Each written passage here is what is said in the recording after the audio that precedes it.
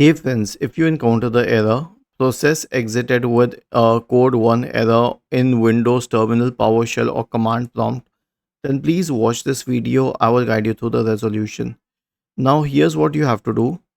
Search for registry editor in the Windows search bar and open the registry editor window.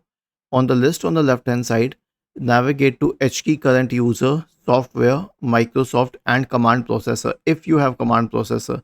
If you don't have, then don't create it separately. In the right pane, you will notice an entry named auto run. Right click on it and delete it. Now, if you do not find this, then here's one more thing that I will suggest you to do. Whenever you try to run command from PowerShell or Windows Terminal, simply click on Run as Administrator in the right pane. That will be very helpful. Was this helpful? If yes, then please subscribe to the channel. If not, then let us know in the comment section of the video on how we could help you further.